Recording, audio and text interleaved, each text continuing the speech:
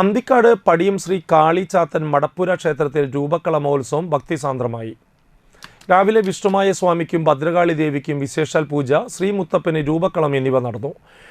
ശേഷം മുത്തപ്പൻ ദേവി, വീരഭദ്രസ്വാമികളുടെ നൃത്തം എന്നിവ ഉണ്ടായിരുന്നു. തുടർന്ന് അന്നദാനം, ശ്രീവിഷ്ണുമായ സ്വാമിക്ക് മഹാരൂപക്കളം എന്നിവ നടന്നു. ക്ഷേത്രം തന്ത്രി സുഷീർ ശാന്തി മുഖ്യ കാർമ്മികത്വം വഹിച്ചു. ഗിരീഷ് മുരിയാട് കളംപാട്ടുകൾക്ക് നേതൃത്വം നൽകി. ക്ഷേത്രം മഠാധിപതി മഹേഷ് സ്വാമികൾ രൂപക്കള മഹോത്സവ ചടങ്ങുകൾക്ക് നേതൃത്വം വഹിച്ചു. അപ്പോഴായിരിക്കും നല്ല തൊട്ടെന്ന് നീണ്ടിയെന്ന് തോന്നി. പിറ്റേന്ന് നേരം മുഴുവൻ നിൽക്കുമ്പോ കൊടുക്കുന്ന വെള്ള കൊടയാടിയിൽ മൂന്നറ്റിയുള്ള മുറി കഴിയുമ്പോ മാതാവിനെ തീണ്ടാകുന്നു കുടിച്ചു.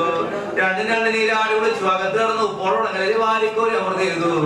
ആ കരുവരും മുറ്റി യാതൊരു വാങ്ങുമ്പോ മാതാവിനെ ഒന്നുക്കും വന്നേക്കാം മാസത്തിൽ ഗർഭം ഉണ്ടോ ഇല്ലയോ എന്നിങ്ങനെ ഇടവഴക്കം സംശയങ്ങൾ തോന്നുന്നു.